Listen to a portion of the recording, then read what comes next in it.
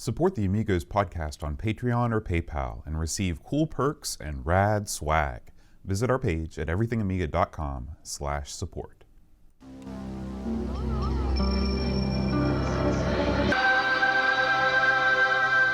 Amiga, the first personal computer that gives you a creative edge.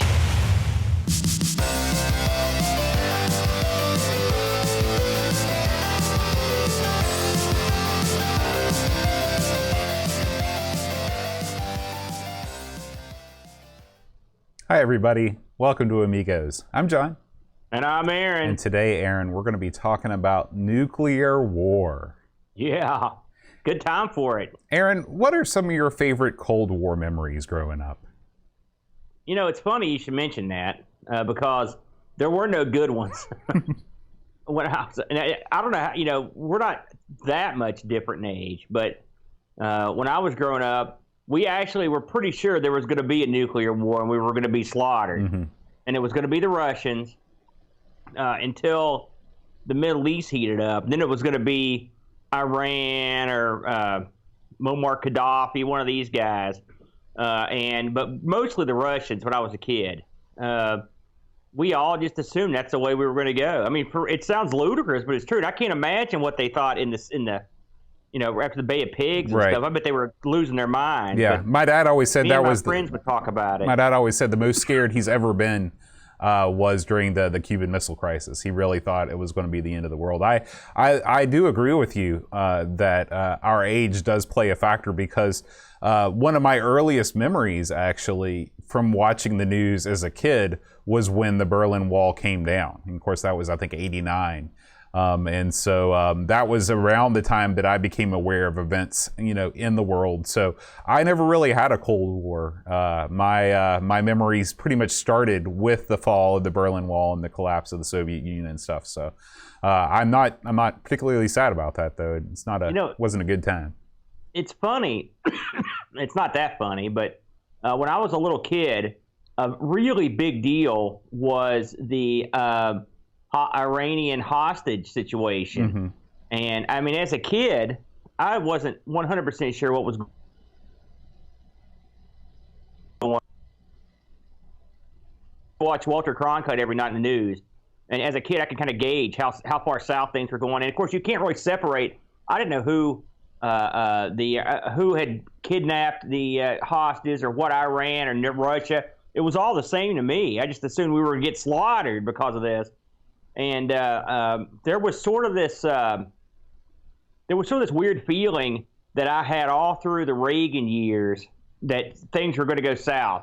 Of course, if I had been an adult then, I probably still would have had that feeling. But as a kid, kids get sort of the surface tension of what adults are really feeling. We just get a little taste of it, And it was something I worried about. I mean, it sounds sort of silly now, but it was. We worried about it. We thought about it. Kids talked about it. Yeah. Well, let's talk about something else. Let's talk about what's been going on over at everythingamiga.com. First thing I want to do before we get too deep mention that our good buddy, the Dreamcatcher, has come back to the Discord channel. We're so happy to have him back. Yes, absolutely. He is our number one contributor over at everythingamiga.com, and the amount of stories he has submitted over there, it's hundreds of them, Boat, wouldn't you say? Oh yeah, absolutely, over 100. And so it's ironic that the first thing we talked about is by another one of our good contributors is the Dunk. Right. What do we got here, Boat? Well, Duncan has crafted an article all about his experience with the Checkmate, the A1500 Plus. This is the new case designed by Stephen Jones that has made quite the splash in the Amiga community, and most of the luminaries in our scene have put out videos about this. But this is the first time that we have some in-depth exposure over on everythingamiga.com. I really enjoy reading this article because Duncan's current setup is exactly, I think, what Stephen was envisioning when he created the Checkmate, and that Duncan has a 500 And he's got tons and tons of expansions and stuff, and everything doesn't fit nicely in the case. And so Duncan was a perfect candidate to get what is essentially a new housing that incorporates all of the best mod cons, as they'd say in England, and put and he has a memory expansion, a CD-ROM drive. He's got all of this stuff, and he really goes in depth on how he plans on connecting everything and putting it all together. I know that there was he had a little bit of an issue. He has an Alpha Power memory expansion that allows him to use the CD-ROM due to an IDE port. And he was a little bit concerned that it wouldn't fit, but he's talked it over with the designers, and I think that he's going to move forward with that. And so he'll be able to basically do everything that he wants to do.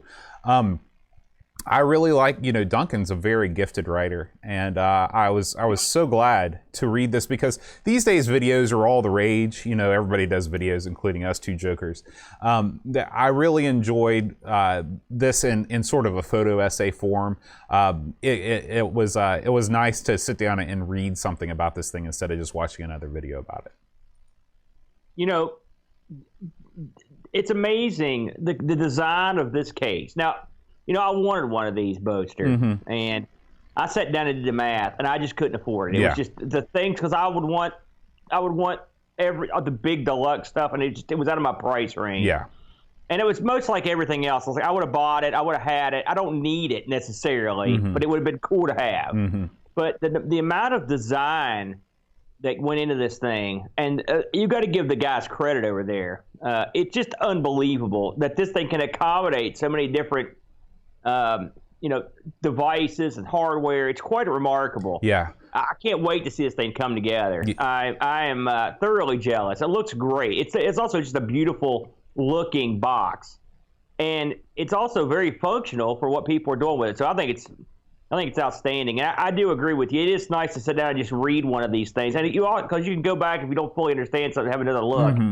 And the Dunk has a flair, that's for sure. So this is going to be great. I think it's going to be a fun series to watch. Yeah. And Dreamcatcher did put up an article this week all about the Shadow. And so, Aaron, I know that you're a big Shadow guy. Did you ever listen to any of the radio show or anything on the Shadow? No, I know that. Who knows what evil lurks in the hearts of men? The Shadow knows. That is the beginning and the end of my Shadow knowledge, what you just said right there. Well, The Shadow was a film. I'm trying to think who it was. It was, what's the guy? It's the guy that does all the Trump impersonations on Saturday Night Live now. I can't remember his name. One of the brothers. Oh, Alec Baldwin? Yeah, I'm pretty sure he played the Shadow. Don't hold me to that, but I think he did. I saw the film, and I was disappointed, frankly. The Shadow is a lot like the Phantom. It's a difficult part to pull off and make it not suck. And I mean, the movie wasn't great. I will say there's also a pinball machine based on the movie, and it's one of those pinball machines where people like the machine, but they don't necessarily like the film, and they don't like the back glass, the big Alec Baldwin face stuck on it. Yeah. So it's one of those that gets the repo back glasses made, much like the Flintstones and some of the other ones. Where just like, let's get this movie crap out of here and at least pretend this is just based on the cartoon or the books or whatever. I've not played any of the games, but it's the Shadow was, for the longest time on radio, was the top guy, in the 20s, and I mean he was around forever, and he was voiced by a lot of big time players. Orson Welles for one, really did the Shadow for a while, yeah. So it's not like there's not a pedigree there. So I guess it went from Orson Welles to Alec Baldwin. You do the math. Yeah. We got a couple stories this week from the old gamble train, Aaron. The first thing we've got is Tenmark. Speaking of videos, this is one of my favorite things that he's ever done. Really? Tenmark has done a lot of in-depth hardware stuff and stuff like that, but you know me, I'm a games guy. And he does a great job running down some of the just most recently released games for both the C64 and the Amiga. And, sometimes people ask us, why don't we do more new games on this show? And a big part of that is just when you have a new game come out, there's not a whole lot of backstory and history. Most of the time we can't talk about, what developer, what this guy worked on after and before, because usually it's a guy that's brand new to the scene. And there just isn't really enough to talk about most of the time to fill up a whole show. The way that Doug has done this in this, he basically has this round table of all these different games, and he gives each one a couple minutes. He goes through a gameplay video, talks about what he thinks. This is if you're curious about what's new and upcoming for the Amiga or the C64, this is the video to watch. I highly, highly recommend this video. It's very well done. None of these games overstays its welcome. He gives each one about as much time as it deserves, and it's a really great video. Doug, well done. Yeah, did any of these games strike your fancy, Bo? Well, there were some games that I thought, just from looking at screenshots and things, didn't look that great, that I was like, oh, you know what? But when you see these games in motion, sometimes they make them look cooler. I'm still not fully sold on the game that I'm showing right now, Tiny Little Slug. It still seems like, I don't know. I think this looks like a pretty clever. I was watching him play this. Really? It's a very clever. The gameplay is. I mean, you've got to really think in a different way, because this guy can't jump or hurt anything. Yeah, you're right. And so you have to, and so that's a whole different level of gameplay there. So it might be fun. Yeah. There were a lot of shooters in here.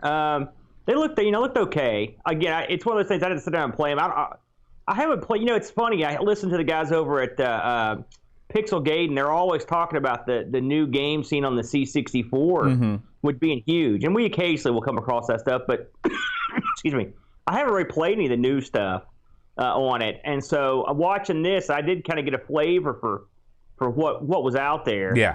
Yeah. And of course, some of the stuff for the Amiga, of course, we've covered a little bit of it. And we do occasionally cover a new game, and we've covered one of these.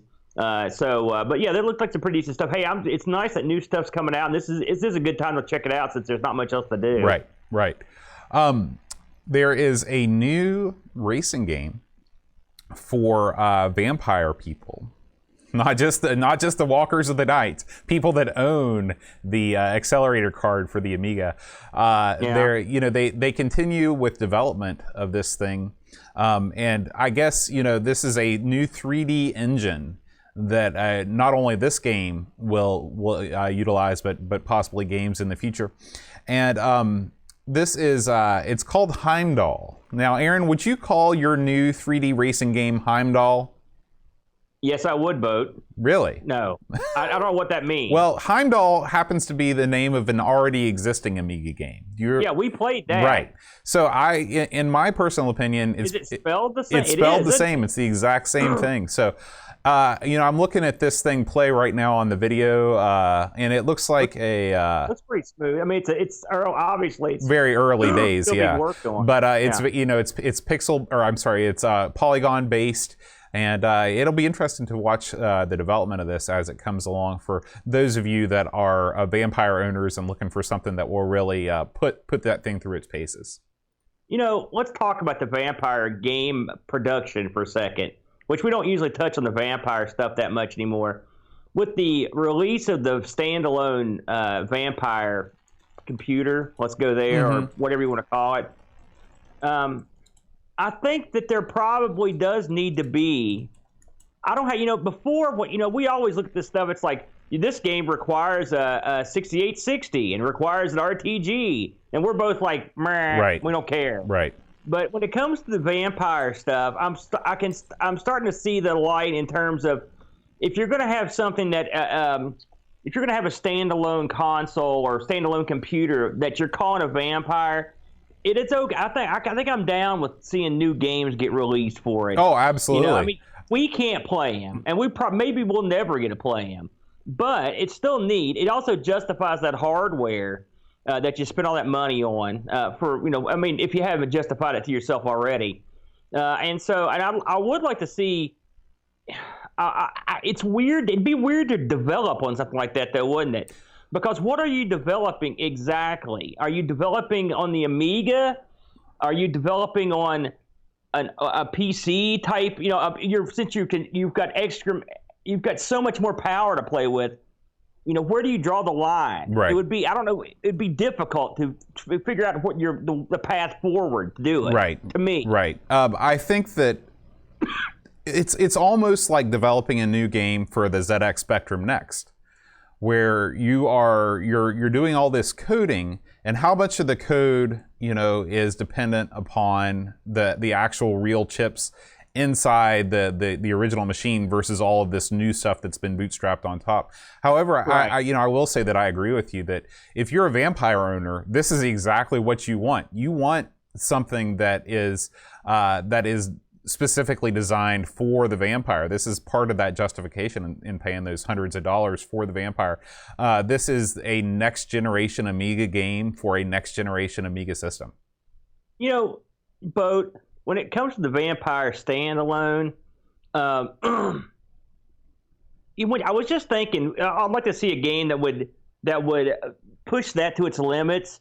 But effectively, the Vampire standalone is sort of like a Mister, right? I mean, in some ways. Yeah. How much of that is it totally like a Mister? I mean, I'm not even sure what is in a Vampire standalone that separates it from just another. You know what I'm saying? It's a foggy area. The architecture, I mean, it's base level. It's an FPGA style machine.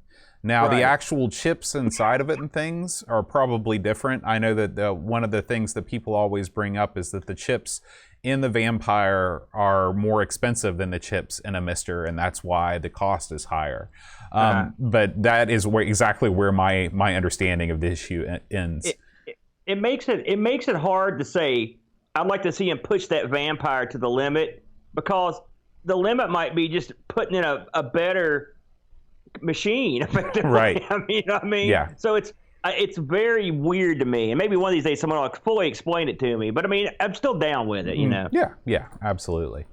All right, we got one more story this week, Aaron.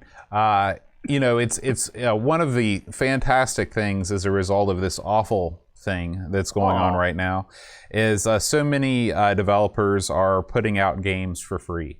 And Bridge Strike is one of these games. The developers behind Bridge Strike, Red Project, have released Bridge Strike absolutely free. This is a game that I am going to check out because I love River Raid, and this is an homage, if you will, to River Raid. I haven't played this yet, and I've been wanting to try it. Yeah. So it looks, it's got a look to it that is so. I mean, it just the way it's layered and the coloring, it's very stylized, both. Yeah. And I think it looks very neat. They did a neat job on it, and so I'm anxious to give this a whirl. So we have to put this on the list, Bo. Yeah. I mean, we probably would have gotten to it whether it went free or not. But I mean, it's amazing how this one's been out for a while. We never got to play it, and then we both like this sort of thing. So. Right. Absolutely. Hey, one more thing, Bo. This is sort of a news-related item. You remember the company that make those lovely EXE files that you can run if you're a Windows user? They just take the Amiga game and kind of wrap all the emulation and whatnot up into one big. They have just released the new version of the Strike games all in one big EXE, and they've been actually working all year on upgrading their EXEs to work with modern Windows, and they're doing a pretty good job. And I keep forgetting to mention this, and I saw it slide by on Facebook today, and I wanted to mention that they are working on these. And if you want a quick, easy way to play Amiga games on your Windows computer, go over to the company.pl and then just go down through their games. They're free. They're real easy to download. Now, you're going to find some that just aren't there, and that's because those are currently being updated. But they've been updating these at a brisk pace. Yeah. So just a heads up. And we do appreciate those guys over at the company. Those EXEs have sustained us many times, haven't they, Bo, over the years? All through this, the period that we've been doing the show, at the very beginning, when I didn't have a handle on Amiga emulation, I depended on the company so much to get things going. But even now, when I can't get something to work quite right, either through UAE or FSUAE, I always will go over to the company and see if they've got, and a lot of times too, the company releases will have all the built-in trainers and stuff that you want. It'll all come wrapped. Yeah, it'll come wrapped in that package. Pinball games are astounding. They've got one set up with like all the pinball games on the Amiga in one huge single file. It's just, and I mean, it's all menu. It's just super nice. Yeah. Those guys are real.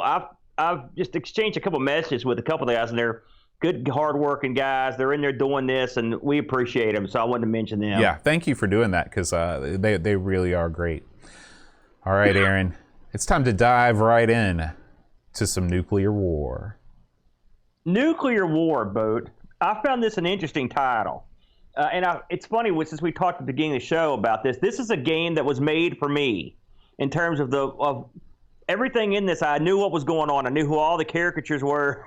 I don't know. I'm assuming most people our age do. But, I mean, I would say nowadays people would look at this cast of characters and wonder who the heck these people were. I'd never played this, Boat. Had you looked at it before? No, I'd never looked at this one before. So, Nuclear War, released in '90 on 2 discs and published by an outfit called New World Computing. New World Computing had done a few things, Boatster. King's Bounty, Might and Magic 3, and Spaceward Ho. And I've heard of Spaceward Ho. I've never actually had a look at it. This was designed and coded by a fellow named Eric Hyman. He really didn't do it. I think he's a German fellow, because most of the stuff here he's done is in German. But it's funny, he did amongst the things he's done was a game about Gettysburg and the rebel charge at Chickamauga. The rebel charge at Chickamauga. Yeah, Civil War game. Okay. The graphics are done by Avril Harrison, who worked on Indiana Jones and the Fate of Atlantis, Prince of Persia, Secret of Monkey Island. So, they didn't bring in a dud to do that stuff. And the game was designed by a fellow named John Van Canegheim. He also worked on Might and Magic 3 and King's Bounty. ECS OCS game. It had a DOS release. So I looked into this game a little bit because it seemed it's a pretty simple game in a lot of ways. The game, according to what I found, I had to check a few places. The game is kind of based on a card game. Okay. Boat. I can see that. When I was doing some searching around for the box art and things for this, I did come across the card game, and I was wondering if they were related. Yeah, they are. That card game's still. Well, the last time I looked, it was still in print, effectively. Really? They wrote me with expansions and whatnot. You know what I mean? Mm-hmm. So I was showing this to the guys earlier because when I heard this was a strategy game, and I got instantly nervous. I printed out the manual for this. And the manual is in like magazine form. In fact, on the back there's an ad for Murray's used missiles. You can see it right there. So I dug that, and this game is super duper tongue in cheek, which you sort of have to be when you're dealing with a topic like a nuclear war. Right. So the game starts off with a cutscene or an opening movie that was straight out of the old. What was that thing called? Strangelove? Dr. Strangelove, or How I Learned to Quit Worrying and Love the Bomb, I believe was of a cowboy riding a missile that gets dropped out of a plane. And the funny thing is, if you look at what the missile hits, it's this tiny little village. It just blows the crap it does. out of this. It destroys it's like 100 miles is eradicated by this. Talk about overkill, which is funny because you can do that in the game. So in this game, you compete against 4 other computer players in a nuclear battle. Unlike, say, a Civilization or something, this isn't a game where you're going to sue for peace, try to get a trade route. There's no cultural victory in this one. No, there's no. You're not going to work with. I mean, you could work with someone, but they're going to eventually screw you. Mm-hmm. This game is about killing off all the opponents. Each of you is given basically a stretch of land, which is irrelevant. The size, it doesn't matter. It's you all get a certain amount of population in cities, and then you begin fighting or building up your arsenal or whatever. When the game opens up, you get to pick. You can pick from a cast of characters to fight. All right. Now, what I found out, Bud, is if you just click on the nuclear war logo, it will just randomly pick guys. Well, that's how I use. Yeah, you can do it. What I discovered is that you can choose none, some, or all of your opponents. So, say that you really want to play against Castro, but you don't really care who the other guys are. You can select Castro, right, and then it'll select the other guys for you. Why don't you talk about some of the guys that are in this boat? So you've got basically all of the world leaders. Plus, I'm almost certain that Chairman Mao was long gone by the time that this game came out. I think he died in like the late 60s. But you've got Gorbachev, you've got Margaret Thatcher, you've got Fidel Castro, you've got Ronald Reagan, you've got Gandhi. Who am I leaving out? Did you say Jimmy Carter? Jimmy Carter. Tricky Dick. Yep. Dick Nixon. Yeah. So lots of U.S. folks. It's a heavily. Many of our presidents are represented, including. I mean, it's hard to believe that Jimmy Carter would ever nuke anybody. Yeah. We could put or Gandhi. That's another one that's kind of hard to believe. But there are no play styles in this game. It's not like if you pick Gandhi, you start. Well, first of all, you never pick anybody else. We should talk about that. I don't know if you mentioned that or not, but you never pick to play as any of these guys. It's not like Civilization in that way either. You are always yourself, and your opponents are always the world leaders. And I'll admit, at first I was confused when an opening screen came up because every time you pick somebody, it puts a little like a smiley face on them, mm-hmm. and I would pick some guys. I'm like, what's going on? Well. You don't, like you said, you don't play any of them. You're an opposing world leader, right? So you could actually set yourself up and play against nobody but U.S. presidents. Yeah, nobody. Because you could do Carter, Nixon, Carter, Nixon, Reagan, and no, I guess you'd have to pick somebody that wasn't a president to play against too. But almost still not bad. Yeah. We're well represented in there, bud. Yeah. Now, so when this game starts, you really only have a few options. All right, so let's go over the options.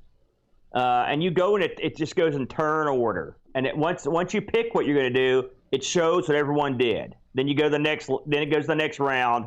It's the same thing. Mm-hmm. So you can do some things you do will take a round. You can propagandize your opponent. You can pick a city from one of the opposing players and hit them with a bunch of propaganda, try to steal their populace to make them come to your land. Right. You can take your internal structure and have everyone build weapons, and that takes a round. And when the round's over, when the beginning of the next one, they'll see what they built.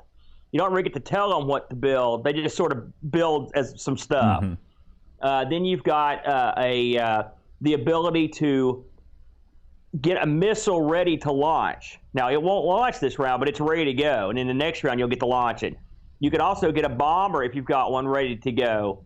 And again, it won't launch this round. It'll launch the attack the next round. And then you can also work on your defenses. You can have your put up your defensive array to try to prevent an incoming attack from mauling you. I think that's pretty much it, isn't it, Bo? Yeah, for the round. And of course the defenses are based on like a radar system. It's not like you're never building individual bunkers or anything like that. Or towns. Yeah. Once your town's gone, you can get more people into what's left and make it bigger, but you can't actually go and build new towns. Right. So if you decide to do something offensive, let's say a missile strike boat, you've got a couple different types of missiles, depending on what you've had built, that will be available to you. And then you've got warheads. And warheads, again, will be various degrees of destruction, depending on what you've got built.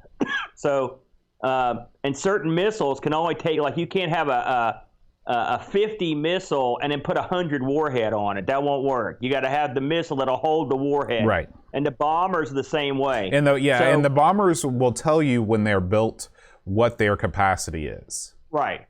So when you decide, okay, the next round I'm going to hit somebody with a bomb.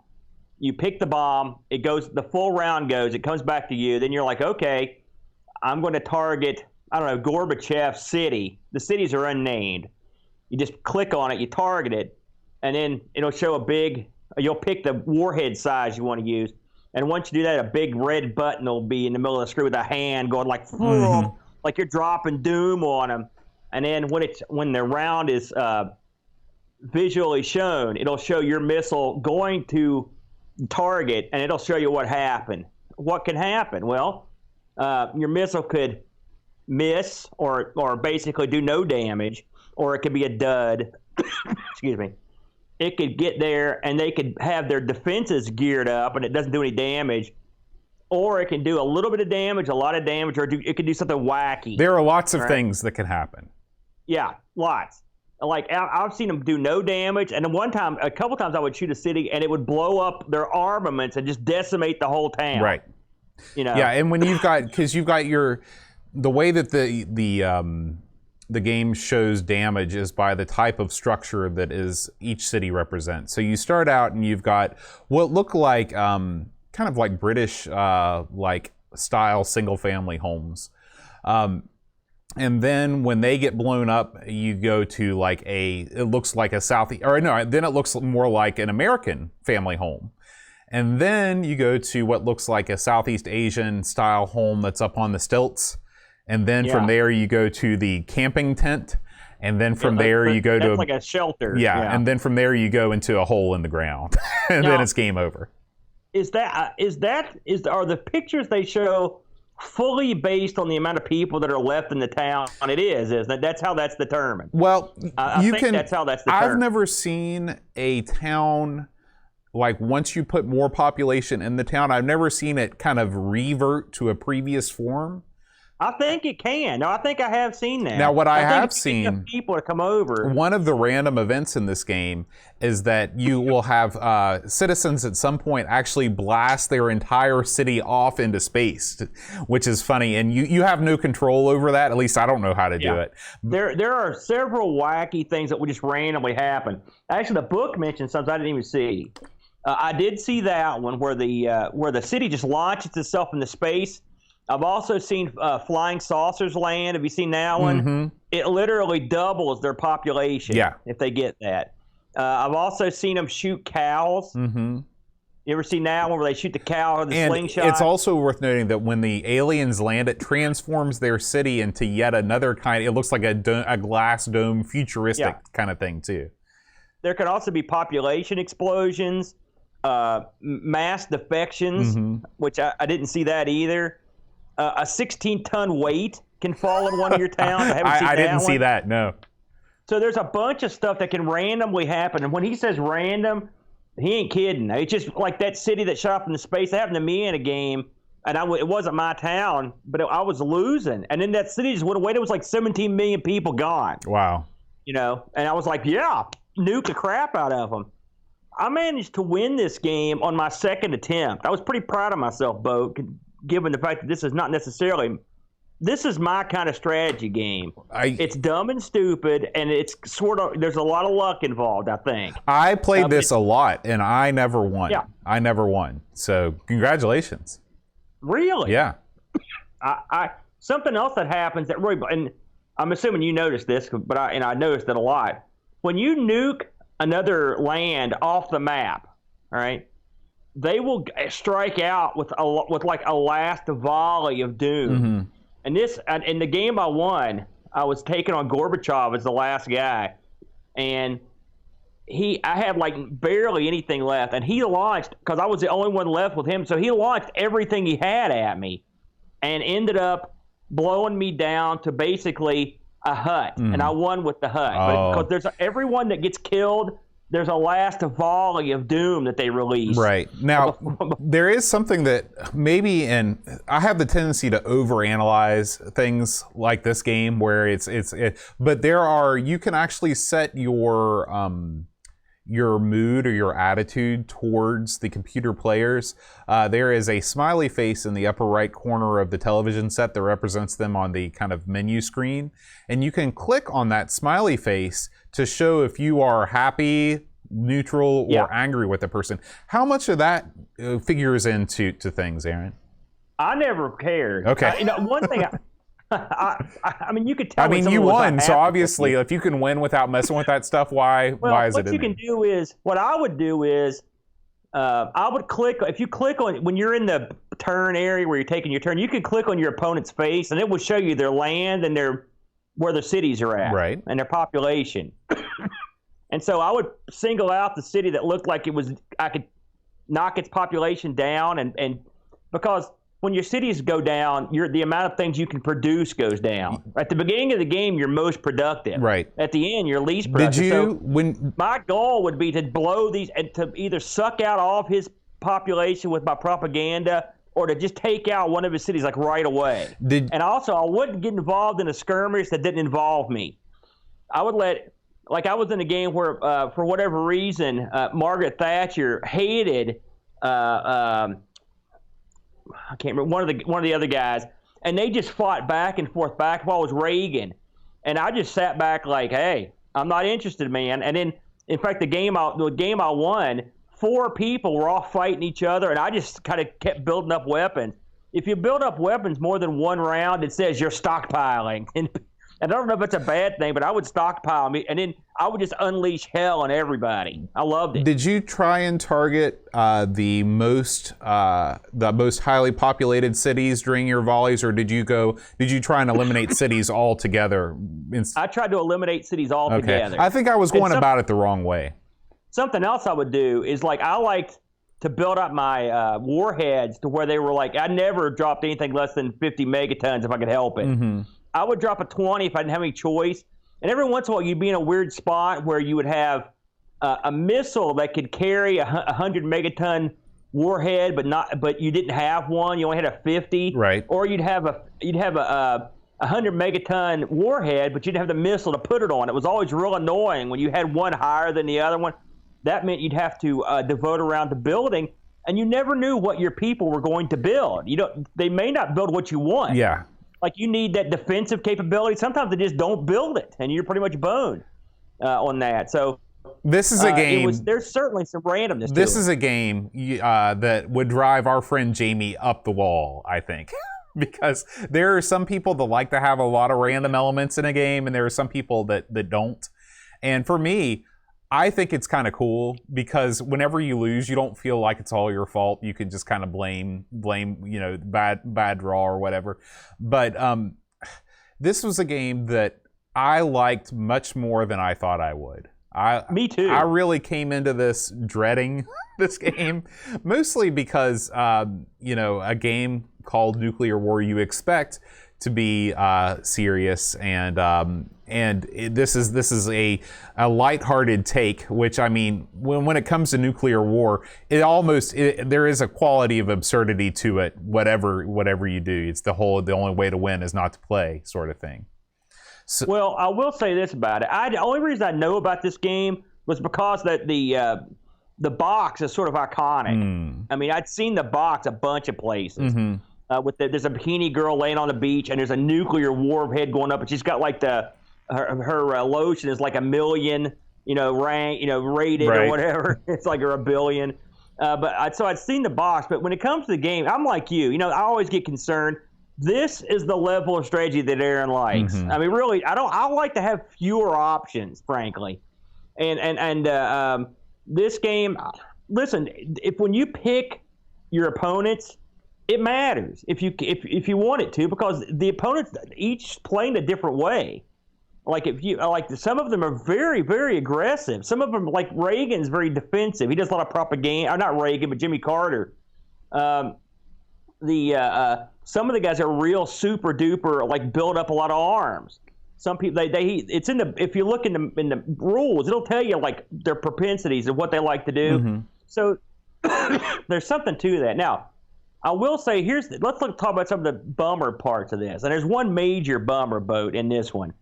And the major bummer is it's single player only. Mm-hmm. That is a real bummer because that would have made this game a lot more fun. Right. If you could have up to 4 people, and you could have really an unlimited amount of people in this, mm-hmm. Because everyone could take their turn. It's not, you could play it online. It could have, think about it. That wrestling game we looked at long ago, it had modem play, and this doesn't, and this could have had that. Yeah, anything that's turn-based like this would have been great for the old null modem cable for sure. Exactly, and the funny thing is, I read that the DOS version does allow multiplayer. Unfortunate. So we got hosed. Yeah. We got hosed big time on that one. But overall, I got to say, this was a big thumbs up. Mm-hmm. Listen, everyone that's seen this show knows me. I'm not the biggest strategy guy, and if you're a big guy that was in like Settlers or one of these games that's really involved, this probably isn't the game for you. All right, but if you're like me, Johnny Goofball, who just likes to screw around and play a 15-minute game of something, this is it. If you want to play a strategy game with just normal Joe, this is the one I recommend. It was fun. It's simple to learn. It's the comedy's funny. The world leaders say all kinds of funny stuff. Funny things happen. It's not depressing, despite the fact that it's called Nuclear War. I really, really enjoyed it. Yeah, it's not perfect. I think that they could have leaned a little harder into the individual personalities of the world leaders. I would have liked to have seen, like, if they land a successful missile strike, hear a little bit of, like, the national anthem or some stereotypical tune a la Mike Tyson's Punch-Out play. Yeah, there's not much sound. There's nothing that's going to blow your socks off. Yeah.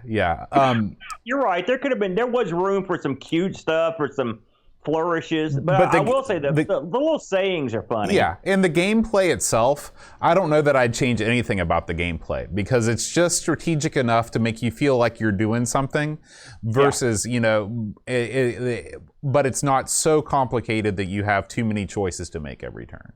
I agree. Review-wise, this it was all over the map, really, Boat. Lemon gave it an 8.07. Ace, I love the way Ace scores these things. It gave it a 790 out of 1,000. Amiga Format gave it a 51. Wow. CU Amiga gave it an 88. Info 31, issue 31 gave it a 4.5 out of 5. Amiga Action gave it a 65, and I've been scoring these off Moby Games. The people over at Moby Games rate this as a 3.6 out of 5. So, it's sort of all over the map. Did we get any Discord looks at this one? We did. Let's see. First off, we have Jason Warnes. And Jason Warnes, this is the very first game that has been suggested by him that the AGSC voted on to play. So congratulations, Jason. He says, what would happen if spitting image characters were given nuclear codes? The Nuclear War. A cutesy turn-based strategy game where caricatures of world leaders attempt to annihilate each other. The last one standing wins. This is one of my favorites. Fun graphics, good sound effects, but alas, no in-game music. Easy game mechanics and something that won't steal hours of your life to finish a game. A solid game, 8 out of 10. Chris Fold says, I have very fond memories of this game from back in the day, so it's hard to not give it a rose-tinted review. Great spitting image-esque graphics and humor sit on top of quite strategic battle game that requires a smidge of good luck. It's a game that can be quickly played in 10 to 12 minutes, meaning you don't have to sink hours at a time in, and you can rapidly apply lessons learnt to another go. 7 out of 10. Lord Soup says, a fun little dipper with tongue firmly in cheek and gameplay set to simple. A 5-way PvP version would have been awesome fun. As it is, you have to settle for nuking the CPU factions. You'll never play it day in or day out, but you'll likely return every now and then for some light thermonuclear holocausting. 7 out of 10. Lobsterminator writes, an Amiga classic that I revisit a couple times per year. It's not exactly deep and it doesn't offer much variability, but the graphics and humor are its selling point, and without them I wouldn't keep coming back to it. Multiplayer would have greatly added replay value. 7 out of 10. And finally, Pixels at Dawn writes, this is definitely a very quirky and unique game with a healthy dollop of satire, and I enjoyed what I played. However, after a few games, I seem to have seen everything I was going to see of the game, and I can't imagine it having much longevity as a result. I do worry that there may be a bit too much RNG as well. One to dip into for a game now and again. And I think Pixels makes a good point. This is not a game that you need to play 10 times in a row. This is a game you play it once, maybe twice, enjoy yourself, and then you move on to something else. Then a couple months down the line, you say, oh yeah, Nuclear War, and you get it back out again. This would be a great game for your phone. Yeah. Whack it, you just knock it out, play it, have fun. It's like I play spades on my phone. This would be like the war equivalent of that. This game would be right. This is another one would be right for like an upgrade. You know what I mean? Yeah. You could perfectly do it, and put a network. Make it so you can play with a bunch of people. Maybe even expand the roster to like have say 10 people playing at once. Get a full global thing going. I think that'd be a lot of fun. Absolutely. You know? Absolutely. But yeah, I dug it. I dug it, Bo. Did you look this one up on eBay? Oh boy, did I. So I found a couple people selling these right now. If you want one today, and you're overseas, there's a guy selling one of these for $999 or best offer. So jump on it. Oboe. I'm serious. Oboe YOLO. There's $150 for a box, and then you've also got the discs are going for $83. Oh my gosh! I can't believe disc-only copies are that high. I tried to see if any of these have been bought recently, and they hadn't. I suspect that the box for this is quite valuable. Yeah. Just because I know the box is very, very popular. So I suspect that's why it's so expensive. And of course, these eBay prices are idiotic. Mm-hmm. But I don't know what this is going for. It was hard for me to, just from looking at what I saw, it was hard for me to get a grip on what it's going for. But I mean, I would say it's probably going for more than a couple bucks. Yeah. I would not be surprised if it's going up in the $50 range or more. Yeah, I agree. And they're none over here, of course. You know, I wonder. This is just it was such a pleasant surprise, and I wonder how many more strategy games there are like this for the Amiga.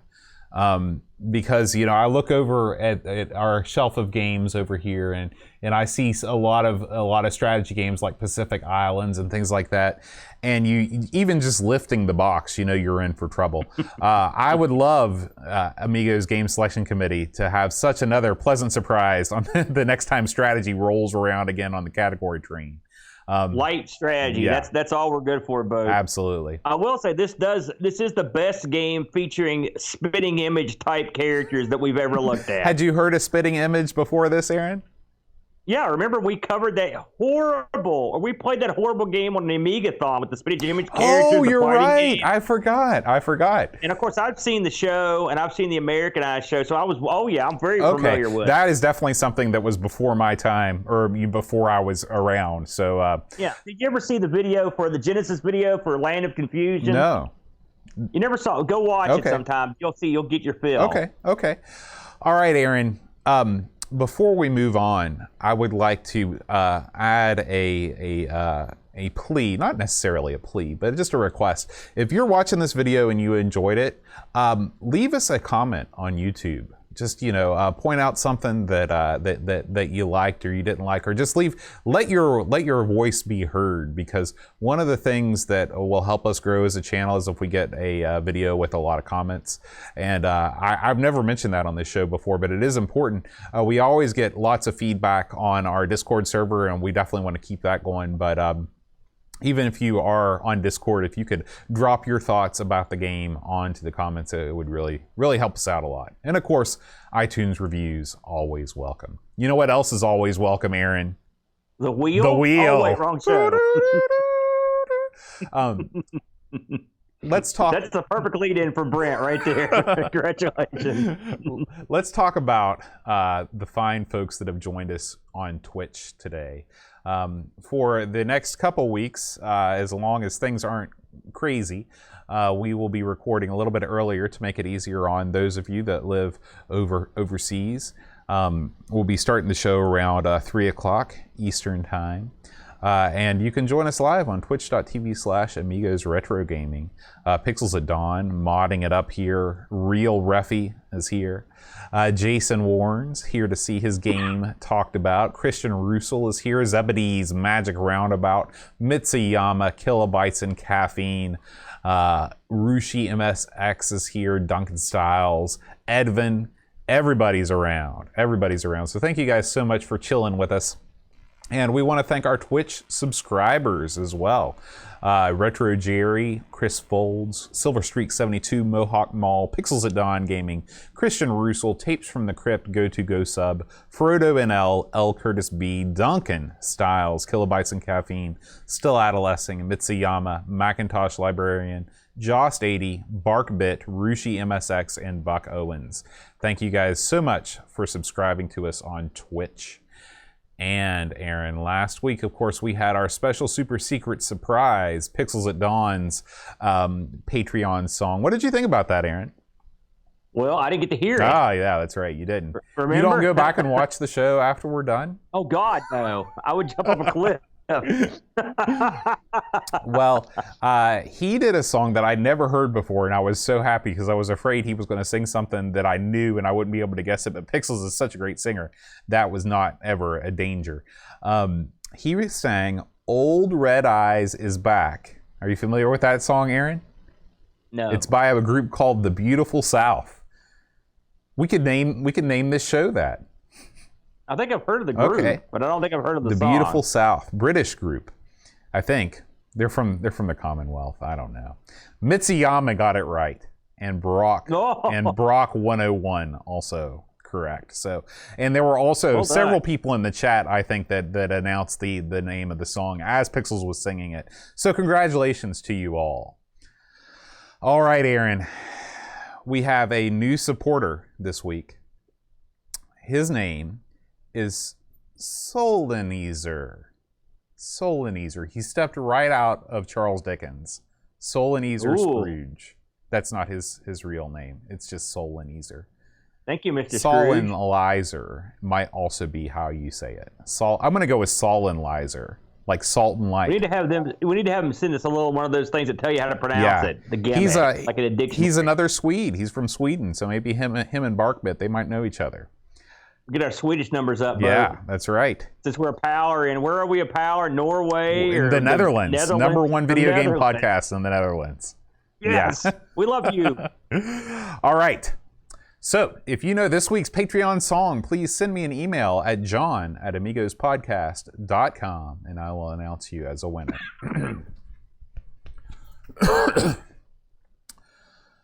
Solenlizer Tech Mage, Zebedee's Magic Roundabout Jurgen Mister, Cola, Daniel Williams, Bernard Lucas, Jerry Dennington, Zorglub, Commodore Kid, Bjork, Van Goodnson, Reflection, Simon, Ledge, Captain Crispy, Kilobytes and Caffeine, Mike W. Deckard, Threepwood, Gary Heather, Free Lunch, Kate Fox, David Pickford, Cameron Armstrong, Andy Jones, Lobster, Minade, a 10-minute Amiga Retrocast, Bernard Quinn, Retro Man Cave, Tim Drew Simon, Rose Joseph Harrison, Kyle Eder, Rob O'Hara, Matthew Larimore, Andy Craig, Sean Zobachbid, Roland Berg, Andrew Monk, Joe the Zombie, Leaf Kilon, Alan Kebab, Checote Level Lord, John Marshall, Matthew Burrow, Ricky DeRocha, Crimpy Dead Boy, Figgy CTZ, The Slow Doris, Stefan Sorgard Munson, and then Helen Blend 75, Christopher Hassel, Ravi Abacus, Full Stream Catcher, Larger Rue, Graham Fab, Kevin Tinson,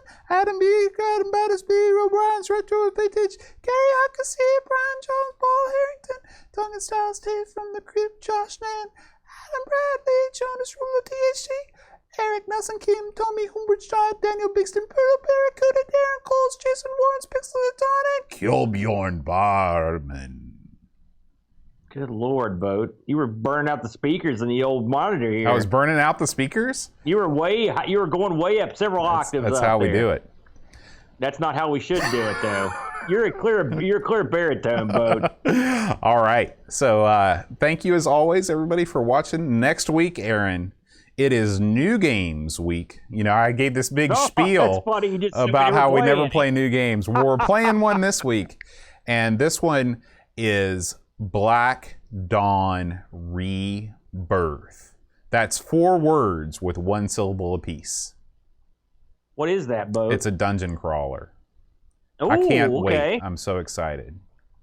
Oh, boy. All right. We will see you guys next week. Thanks as always for listening. Until next time. Stay safe. Adios. Adios.